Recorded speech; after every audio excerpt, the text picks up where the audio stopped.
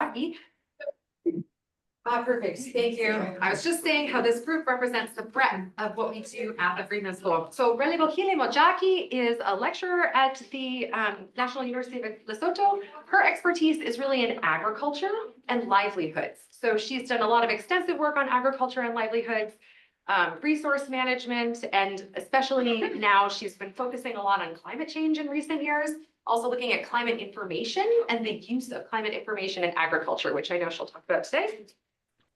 And we have Prof. Makoala Marake, who is a soil scientist. So he comes to us from the below ground, how do plants grow? What kind of soil do you need to make this work? He's done a lot of work over the years in soil fertility, plant nutrition, conservation, agriculture. So he knows everything from wetlands to crops, for example. And we have Ntlele, who is doing her PhD right now. And what's cool about Tlele's work is that she is actually combining crop modeling on the computer with greenhouse experiments where she's growing a lot of crops under lots of different conditions to simulate climate droughts that could happen more often in the future under climate change. So she'll talk about that as well. And we have Mphonyane, who is our nutrition expert. So he comes from the health department, working together with these more agriculture-focused colleagues to help understand human nutrition. Where do we see food insecurity? How does that play out in human nutrition? And how do all these pieces talk to each other? So with that introduction, I'd love to turn it over to you, Mojaki, and I'm sure look forward to lots of questions at the end. Thanks for joining us. Thank you for welcoming us. Thank you so much. And since I'm not the one who is beginning, I will pass over to Marake to take us through the introductory part of our presentation. Thank you.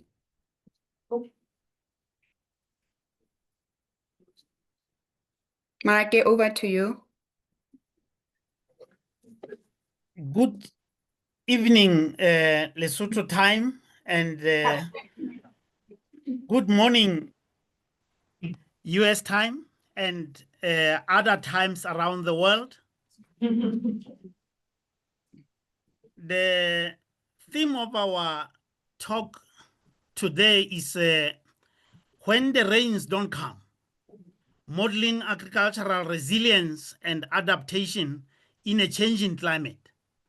This is from the roof of Africa to Southern Africa. Lesotho is sometimes called a kingdom in the sky. It is perched on top of Southern Africa at an elevation of 3,884 meters above sea level. It has the highest lowest elevation of all countries in the world. So it is the roof of Africa.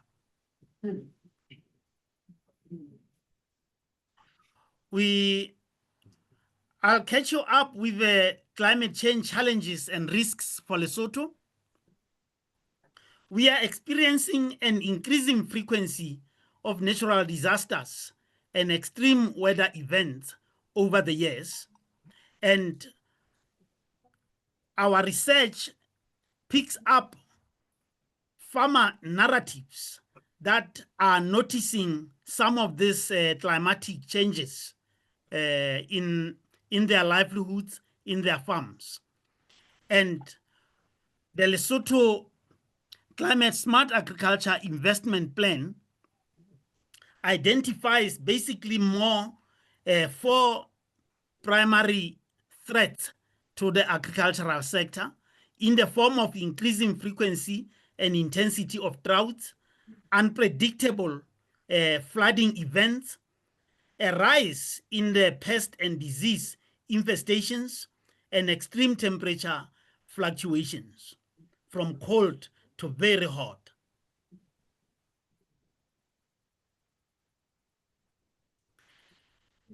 Lesotho faces complex and interconnected climate risks with specific communities exhibiting high vulnerabilities due to their socio-economic status and also the biophysical environment to which they are exposed.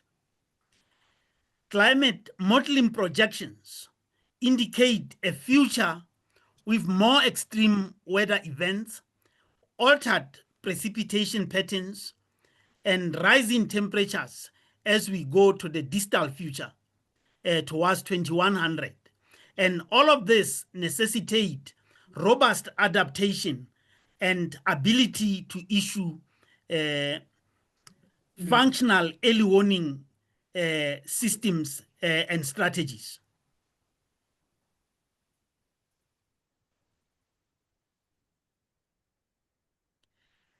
These challenges lead us into specific nutrition outcomes that are being experienced by people right now. And at this juncture, I'll hand over to Muthusi to take us through that aspect of our talk. Thank you so much, Prof, and good day, everyone. Now I'll be taking you through the climate, food, and nutrition nexus in the context of the Lesotho. The interrelationship between the climate, as Prof have highlighted, that climate change imposes a risk to the population. So climate change and its associated variability and extremes are significant drivers of global hunger and severe food crisis. These happen in different ways. We see the extreme temperatures affecting our livestock and crop production, resulting in reduced food production, accessibility, and availability. Addition to this, we see also reduced crop nutrient quality, which affect the quality of our diets. So collectively, all of these effects of climate change, they affect dietary diversity, what we refer to as food poverty, inability to eat the recommended food groups. So in our context in Lesotho, in particular where we did our study in the southern part of Lesotho, where the region is prone to drought, and the livestock loss and crop failure are common in those regions, which affect our population in terms of the food and nutrition security. And we understand that climate change affects everyone, but children are disproportionately affected. This is because children are sensitive to the external shocks, and for them, any inadequate dietary intake, they respond quickly. And in our context in Lesotho, we have the high prevalence of stunting. About 36% of the population, children population are stunted. And when we look at the dietary intakes, only 15% of Lesotho children meet the minimum acceptable diets, which indicate that food production availability are not sufficient to feed our children. Next slide. So here are our findings. So we'll start with the food security assessment. For this presentation, we'll look at the household food security as well as the household food consumption scores. Those are the two tools we used, and we know that the one that is presented now, it assesses or is focusing on the access, while the food consumption score focuses on dietary diversity. So from the results that we have here presented, we can see that through the category of the scale, household food insecurity access scale, yellow is indicating severe food insecurity, moderately food insecurity, mild food insecurity, and blue is food secure. So we can see that most of our households across all districts were severely food insecure. This was regardless of the farming practice. But we saw that for the households that practice both crop and livestock farming practices, they had the better food security outcomes. And in our regression analysis, we found that households that experienced crop failure have 1.18 times the odds of being in a higher food insecurity category compared to those households that did not experience crop failure. So our results are presented per the district that we studied, which are the Free District of Lesotho, Mafeking, Magalieshoek, and Puting. And we see that the cases of food insecurity are more pronounced in Puting district. Next slide. So in this slide, we are presenting the results in terms of the food consumption score. As I said, this one gives us a bigger picture of the dietary diversity over the past 7 days. So our results are presented using the food consumption score guideline when interpreting the results. In green color is acceptable, the orange is borderline, and the blue is poor. So our results are presented in terms of our districts, the free districts, Mafeking, Magalieshoek, and Puting, and below those are the community councils. These districts were chosen because of their proneness to climate change. So these results tell us that more than half of the households in the Dosing, as we can see, Dosing is under Puting, had acceptable food consumption score. That was about 57% of the household. But then when we dig deep into this to understand these results, we found that there were so many humanitarian initiatives that happened in this particular community council, from providing the social protection, the food puzzles, so which might have resulted in these results. But then many on households across the districts are on the borderline, as we can see, ranging from 32% in Dosing to 52% in Pribing. So further analysis, regression analysis, showed that households who experienced drought-related crop failure scored 3.32 points less on the food consumption score. Next slide, please. This is my last slide. There are findings on children. As we said, children are very sensitive to the external shocks. And here we are presenting the results in terms of the weight for height, which indicates underweight or overweight. So the first plot is for weight for age, that scores. We are presenting these results in terms of the farming practice. So we can see that for weight for age, most of the children were at risk of underweight, as they were between mostly the borderline and just below what -2 that scores. So weight for age may not be a very good indicator when we want to assess the impact of climate change. This is because weight can be affected by many factors, including the short illnesses. But then another indicator that we used for children was height or length for age Z-scores. It is important to mention that these were the children aged 6 to 59 months who were already eating the household foods or complementary foods.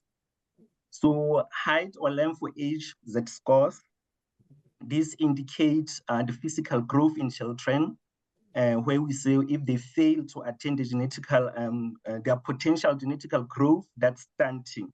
We still present these results in terms of the farming practice. So we found that most of our study children, they were either mild, moderate, or severely stunted.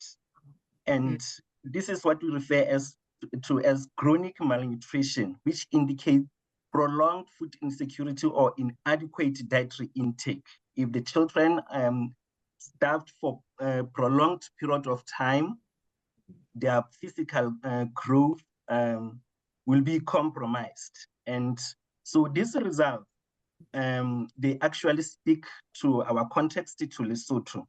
As I said, in our country, the prevalence of stunting is at 36%, which is higher than the African continent.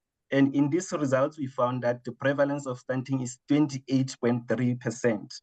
And we are yet to work on this to really find the links between the causes of this. But as of now, we can see that even those households who were on livestock farming were the mostly affected. So I will now hand over to my colleague to say, here is the situation that we have. What's the next step? How do we come up with solutions? So Mphonyane will take this further. Thank you.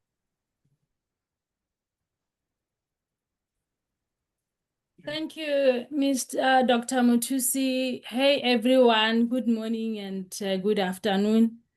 Yeah, to get to that question, adaptation now is the major concern when it comes to climate change phenomenon.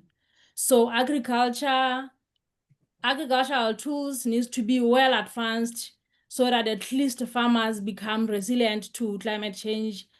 Hence, now that I'll come to crop modeling and crop simulation, we want to see how best we can predict the yield, and then how best can we ideally look into the performance of crops. Basically, the advances in agriculture have so long been able to continue feeding and clothing the world with its growing population, whereby now people used to have the adaptation pathways, which included, among others, climate smart agricultural practices, improved information services, anticipatory planning, and strategic investments in either water and seed systems. However, now we realize that the soil-based agriculture is still highly dependent on weather conditions for sufficient plant production to meet the world's growing needs. We will realize that the changes in the long-term temperature and rainfall trends are so slow relative to the annual cycle of the agricultural production. So this brings a major challenge in the field-based researches, because now it becomes so difficult to distinguish the yield changes due to long-term climate from year-to-year variation that can be seen from these short-term ranges that we get from the research project. Therefore, we say that to research how to maximize productivity from existing resources, it's better for us now to use the whole system-based quantitative knowledge tools and also the well-tested process-based models of cropping systems. This is because under the whole system-based quantitative knowledge, this is where we are going to incorporate factors like soil, water, environment, the socio-economic people in the community, as well as the climate. So we collectively look into the interactions between these factors. So this means this will be better than looking at one factor. Like if you are looking at climate, we cannot get the precise results. We also need these well-tested processes, because within the models now, this is where we can model even the key processes in the plant growth. Like we can model the nutrient uptake. How can plant uptake nutrients? Even the water movement in the soil can be processes or tools now. They can now extend research results to the long-term weather changes. So by using crop simulation models, researchers can now test different adaptation strategies in order to assess the effectiveness in reducing the impact of climate change in agricultural production and resilience to, of course, to climate change. Researchers can also simulate various climate scenarios. In each scenario, they can be able to test different adaptation measures like changes in irrigation management, what will happen to the yield if the planting dates have changed, as well as the crop varieties. In the use of crop varieties, which one can favor the conditions that one is dealing with. So under this, the research of crop modeling, there's a research that was carried out And this research, we wanted to determine the cereal crop yield for future years using different soils in Lesotho. We basically used, if you're looking at the country of Lesotho, we focused on the northern side of Lesotho and the southern side of Lesotho because we wanted to compare, since now the climatic factors on these areas vary. So we want to come up with the crop that can be more sustainable depending on that region. This is where the aqua crop model was used. In this case, we employed those different management practices. Firstly, we modeled crop yield where mulching was applied. And the results we got showed that the yield increased in all the test crops, the cereal crops that we used when the mulch was applied. Also, for the soils that received irrigation, we modeled the soils to receive irrigation. Even in that case, the yield seemed to increase. So this simply confirms that in the coming projected drought, field and soils can do better if there is water supply in the fields rather than the rain-fed, and can also do well where mulching is practiced. And the second part of the study now was crop simulation. Crop simulation was basically now where we want to see these results in practice. This study was carried out in a greenhouse under the simulated drought using 2 climate change scenarios. We used the representative concentration pathways, RCPs, where now we were trying to compare where the concentration of greenhouse is lower and it has a bit smaller impact on climate change, and the one which has higher greenhouse gases concentration. This is basically where now RCP26, this is where we are saying people make some significant effort to reduce greenhouse gases, whereas in RCP 8.5, there's a minimal or no action that is taken to reduce greenhouse gases. So we wanted to compare all these 2 scenarios. So for each scenario, we tested 4 soil types that we mostly plow in Lesotho using 2 cereal crops. And then we had the pots where we irrigated, and the other pots we did not irrigate. We had the pots where we used compost rather than the inorganic fertilizers. So we wanted to see, like during drought, what is happening to the treatments. Should we apply compost, or what happens to the fertilizers that we normally used? So the results here confirmed that for the plots that were supplied with water, performed better. And for those with compost, amendment showed better than those without compost. Here we were literally looking at the morphological traits. So this performance was looked up into looking at morphological traits.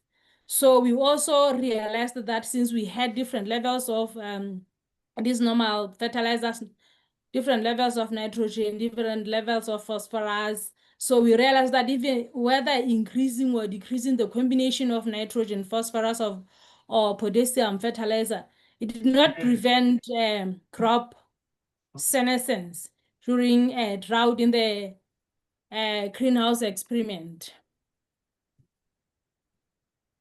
Next.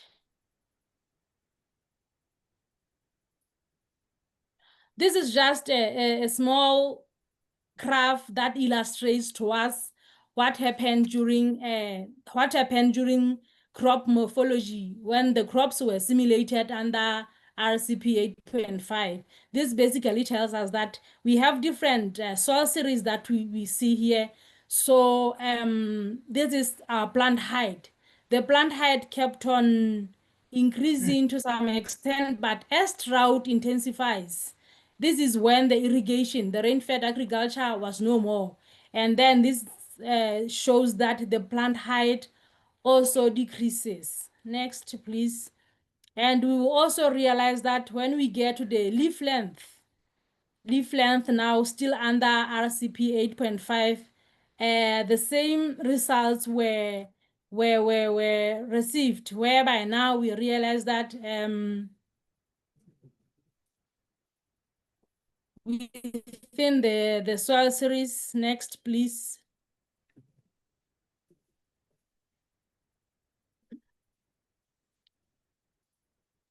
I am trying to move, but it doesn't seem like it's moving.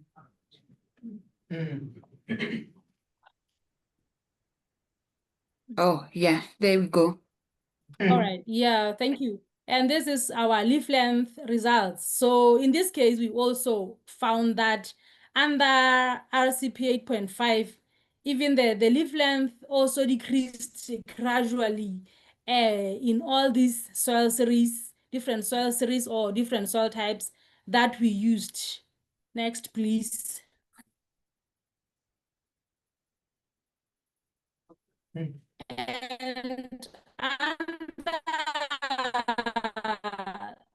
the simulation also, this is where right now we used compost, and the results here shows that these long bars here are for the compost. This symbol tells us that compost did better in terms of plant height across more than all these fertilizer levels that were applied. Next. Next, please. We also used the adaptation strategy that was simulated. This is leaf length. The same results were gotten under the compost plots. The plots which were amended with compost had higher leaf length than the plots with no compost that were only had these normal fertilizers, the inorganic fertilizers. Yes, please. Next. So in this case, this is where we have our control. Our control were the plots that were irrigated and they had the inorganic fertilizers. So this symbol shows us that height from all these weeks, the experiment took about 5 weeks. Height from all these weeks steadily increased, showing that really plants, when they are supplied with water, they can perform better. Even when we come to the leaf length, this simply tells us that now when water is supplied or when water is sufficient, now plant can smoothly grow or steadily grow as it is shown by this growing leaf length per that treatment time that we had. Thank you. That's all we have under crop modeling. So that are already being made for improving the forecast and early warnings. So my colleague will take us through the status of climate information services that we have in Lesotho. Thank you. Thank you very much. Hi, everyone. As I've been introduced, I am Relebohile Mojaki, and I'm going to take you through the status of climate information services for agriculture in Lesotho.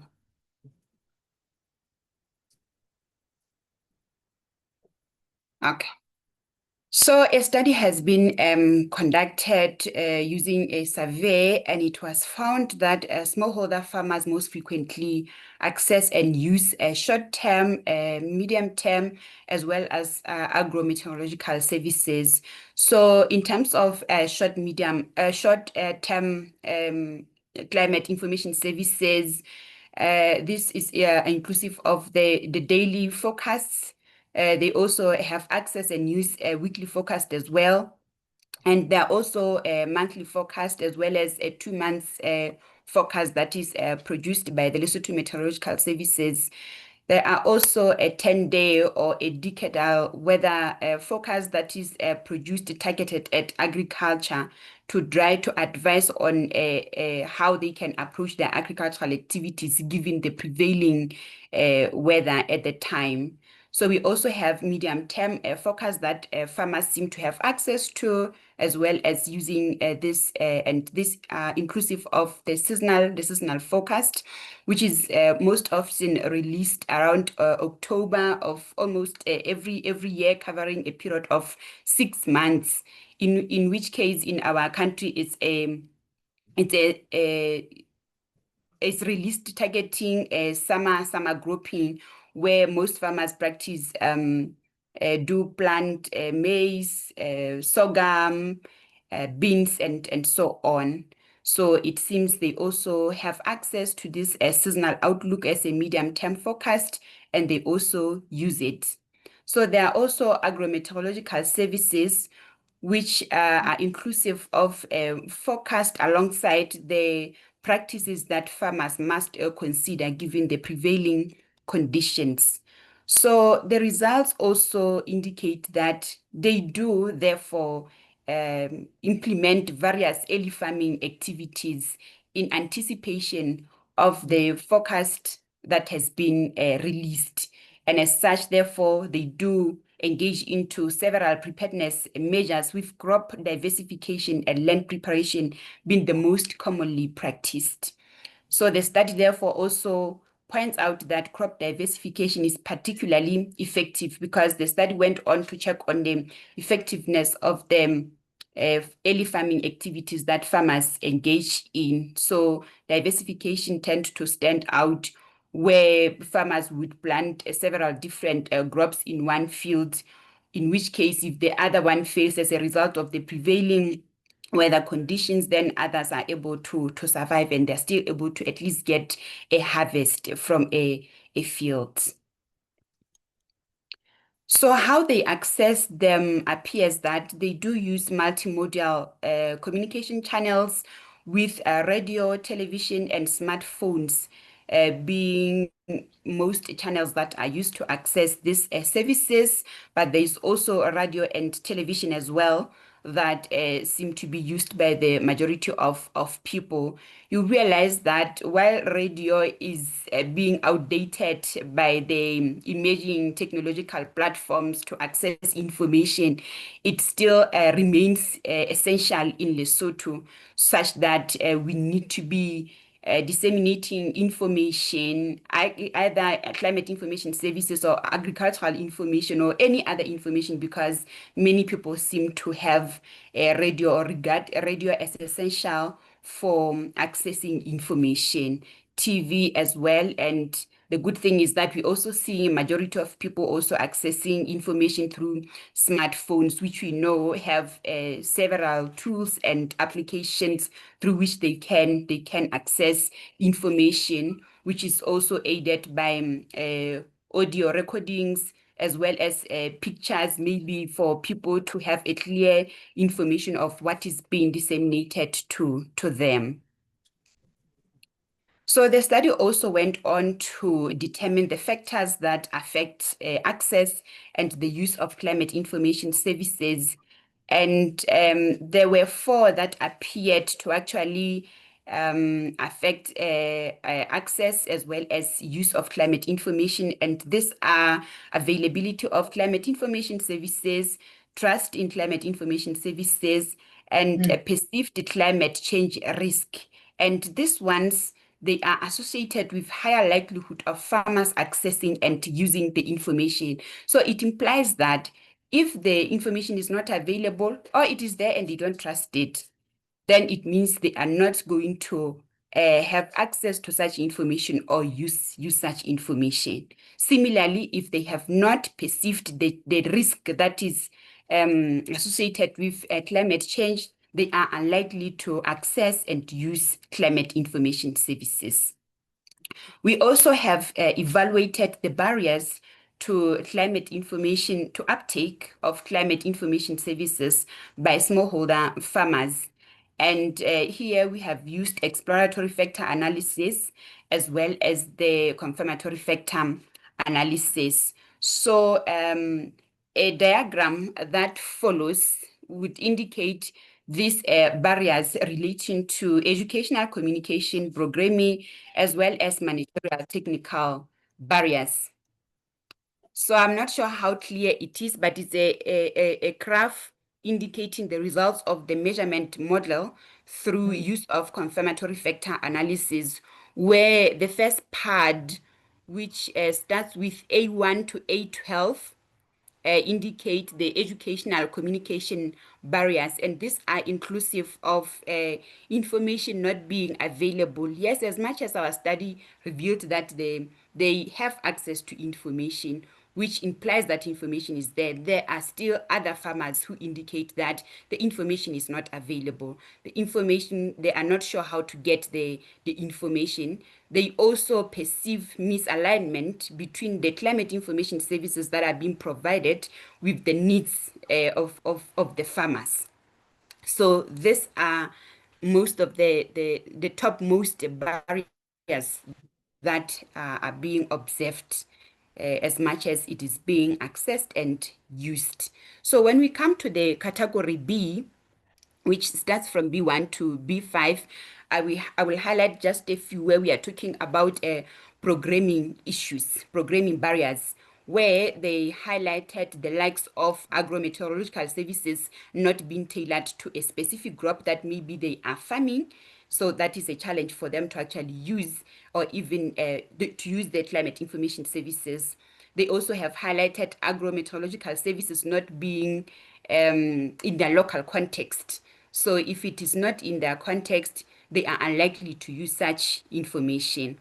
So similarly, if it is not tailored to a specific crop, then again, they are not going to use such information. And you realize that the fact that this appears as a barrier is because they are not partaking in the design of the climate information programs that are running in the country. So more like the programs are being imposed on the farmers, and as such, hence they are not going to be able to address their needs because they did not co-design the climate information services that are being disseminated to them.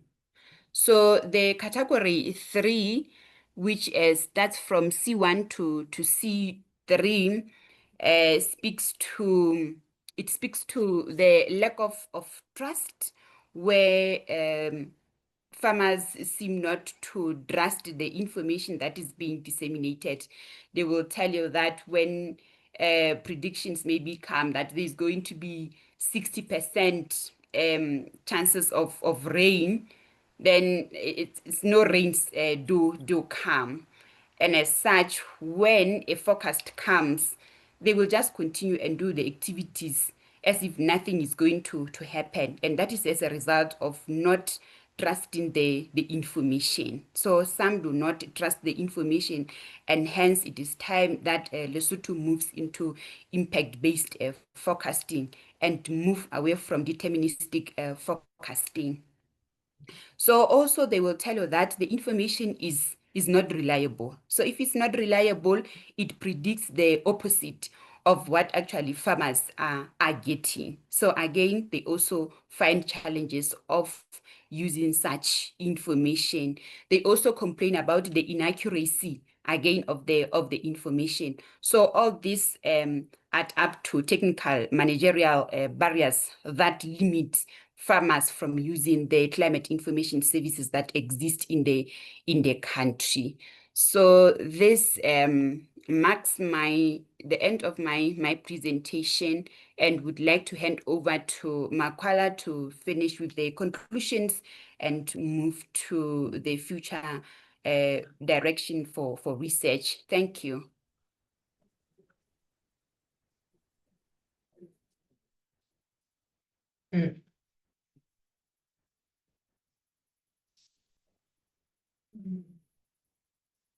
Mojaki, it sounds like Marake is having bad internet. Do you want to do the conclusions instead? Colleagues, Oh, there you I'm are. experiencing a real bad. I'm experiencing a real bad network situation this evening. And if I get kicked out, one team member, please take over. Having looked at all of this, we would like to draw your attention to a few significant insights. That the high prevalence of food insecurity, there is high prevalence of food insecurity and malnutrition in the communities that we have studied. Hence, we need further research and investment on nutrition-specific support interventions. In addition, there are promising avenues for adaptation, though, but rain-fed agriculture during drought, yes, as projected into the distal future towards 2100, will struggle, and we will necessarily need to supplement rain-fed agriculture. And the access to and use of climate information services is promising, but we need to leverage technology in technologies that are understandable to the people and enhance access of the people to global climate information services for particular crop niches. Next slide, please.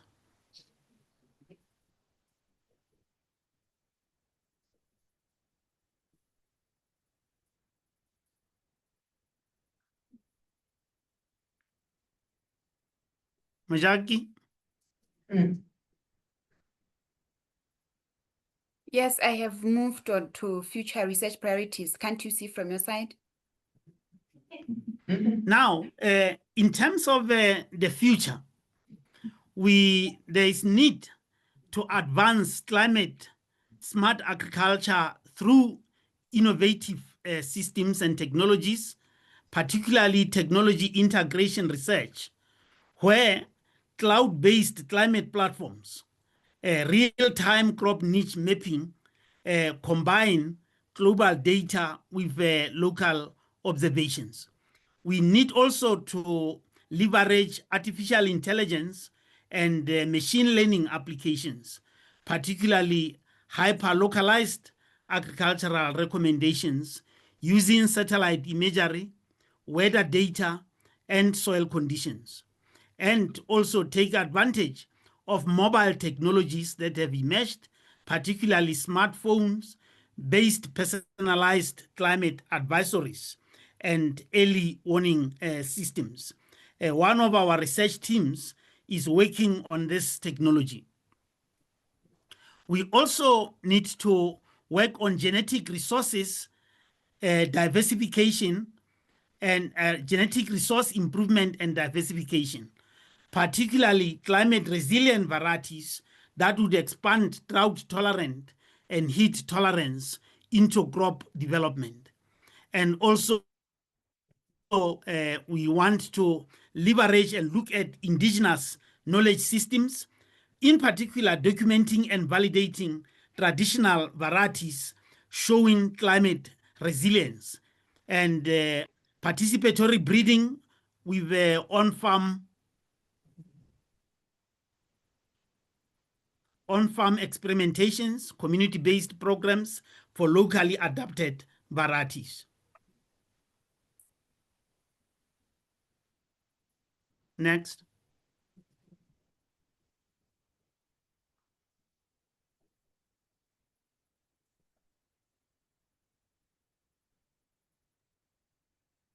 I have moved, it's not showing.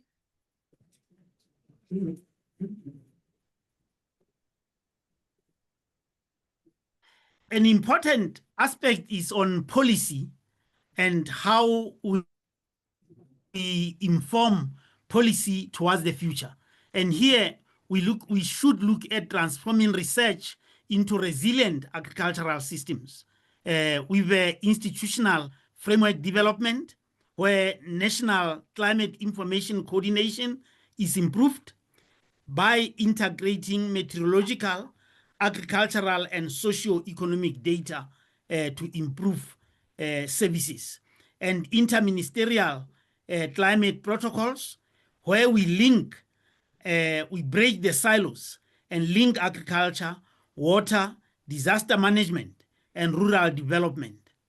And we also need to look at community climate committees, which will facilitate local adaptation planning and implementation. Next.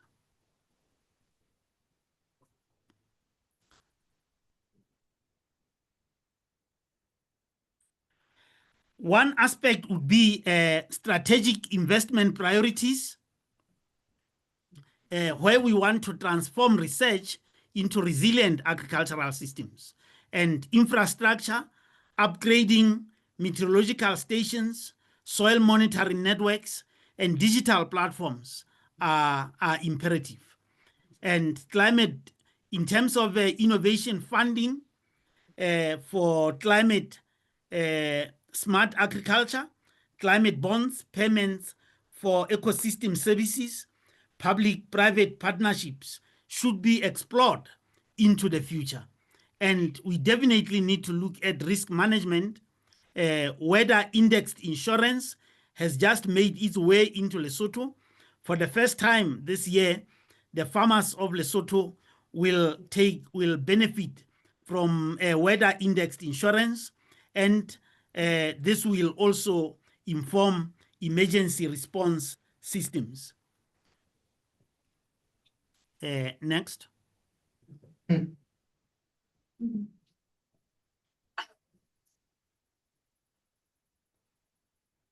There's a horrible lag time in of the slides. I have moved already, Prof, and this is our last slide, and would like to thank participants and would appreciate interacting with us through comments, questions. We can entertain that. Thank you.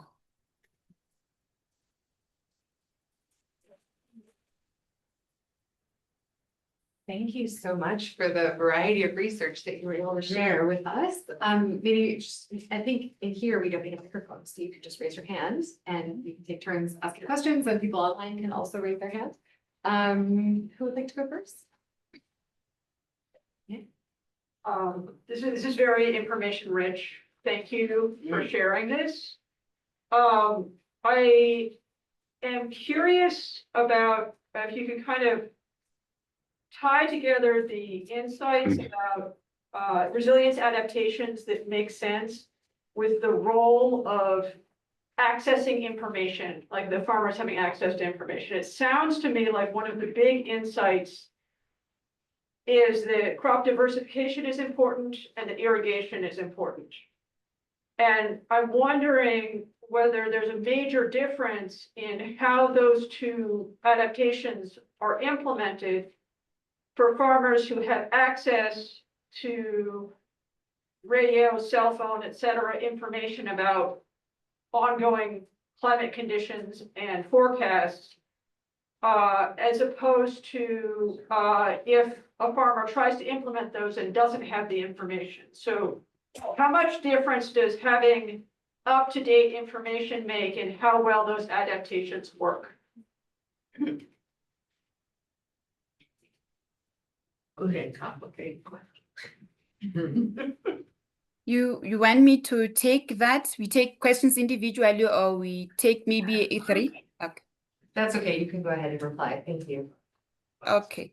It actually helps a great deal for a farmer to have access to climate information services, timely climate information services, because when they do receive them timely, then they are able to inform the decisions regarding the practices that they are going to consider, as well as informs their selection with regard to the varieties that they may want to go for, even a particular which particular crop that they need to go for. So it does help that when farmers timeously receive a climate information, they are able to inform there are agricultural practices that they need to engage in.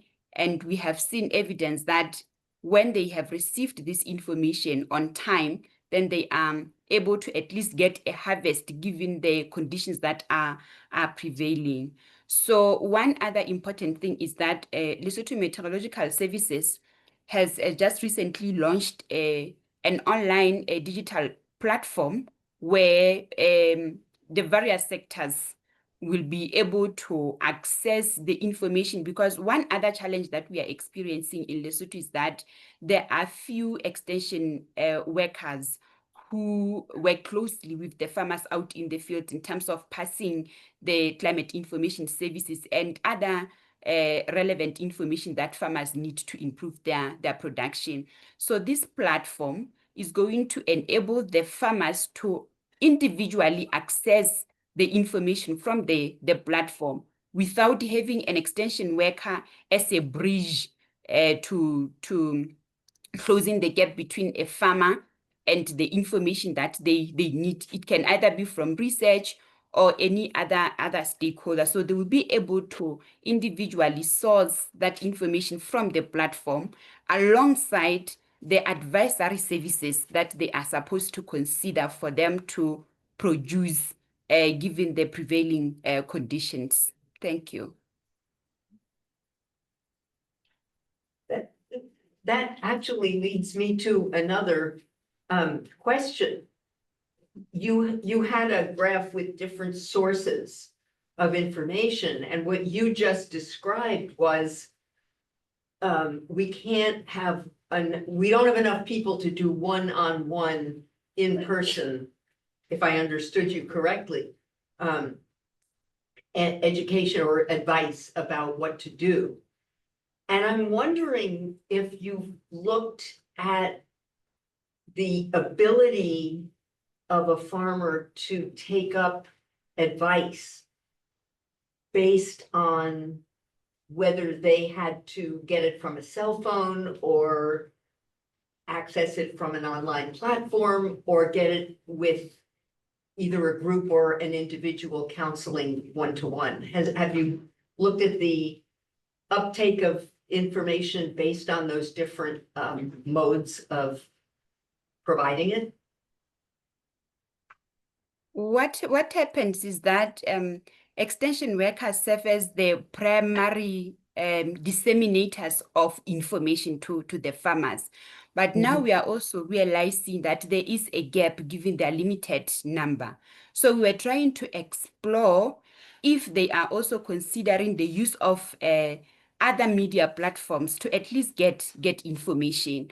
So extension workers in the Ministry of Agriculture, Food Security and Nutrition are conducting trainings to empower the farmers regarding the use of these platforms and how they can actually interpret and use the information that is being disseminated through those platforms, as they are not always there with the farmers, given their low ratio compared to that of the farmers. So, yeah. Mojaki, if I may interject there, a good example derives from the COVID situation, where for almost the whole cropping season, nobody was allowed to go out anywhere. And there was darkness in the extension services. Wow. Farmers could not access information, they could not access market. They had produce and they could not link with their extension officers. So this exposed this gap that Mojaki is talking about. And every year, additional to that, farmers lose their livestock, particularly sheep and goats. The shearing is very close to the late winter or early spring. And every year, a number of farmers go shearing, and when the sheep has lost its wool, they encounter a snowstorm that they did not know about. and a number of animals die. And if information was there through these other media channels getting to the farmers, then farmers would know, this is not the week to shear. This is not the month to go shearing. Thank you. It's a great example. Can I offer a question? Ntlele, a lot of your research points towards the importance of irrigation, and you found compost rather than inorganic fertilizer as beneficial. Oh wait, yeah. And I'm just curious because those seem to be maybe the most expensive things to do. Curious about your thoughts on, what is realistic.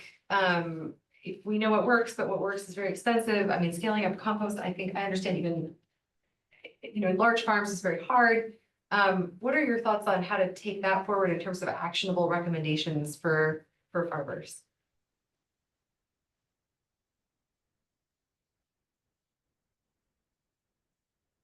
Okay.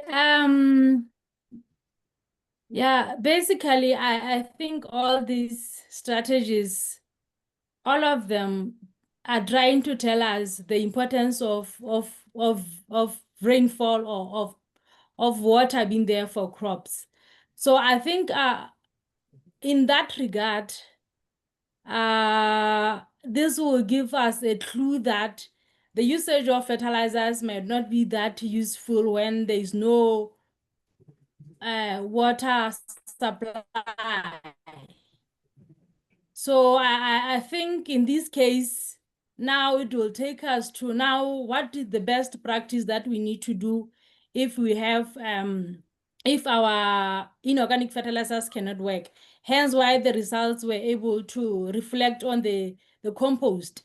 A long time ago, not necessarily to make this expensive compost, but a long time ago, Basotho used to know how to do this compost. They would pile up some of the grasses near the fields so that they will use that for planting. So if people can be maybe monitored or be capacitated on how they can use compost, I still think that can work. I'm not sure whether I got your question rightly. Let me interject again there, Mojaki. I think the issue is agricultural water management. It is not so much that we should or should not use fertilizers, inorganic fertilizers.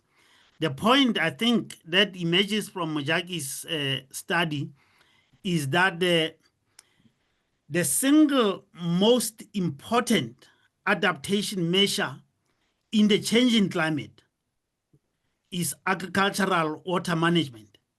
If you cannot ensure, because what does compost and mulching do?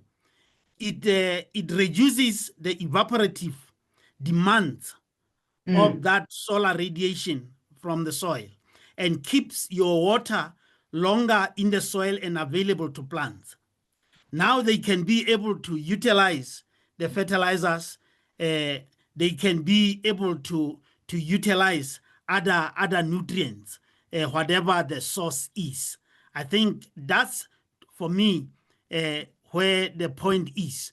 Let us find innovations on how to improve water use efficiency, how to keep that water in the soil available and hide it away from evapotranspiration. Thank you.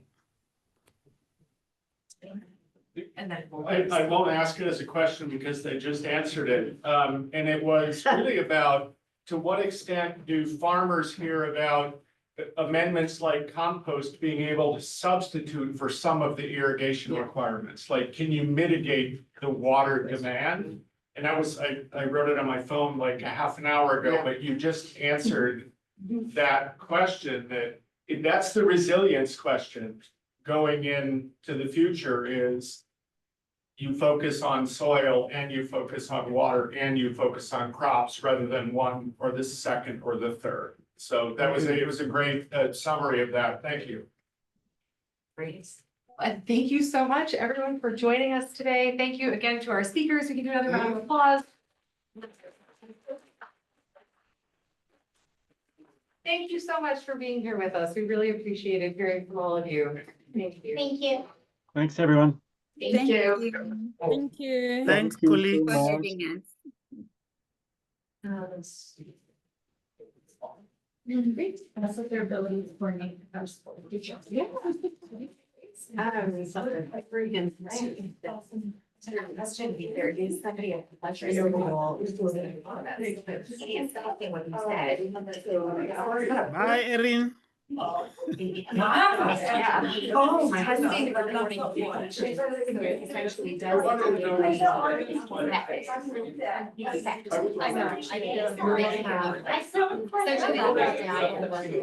They don't want to deny. So the warnings are out there. It's sort of like unadulterated. And then in the intervention, they have this like interesting like WhatsApp. Message.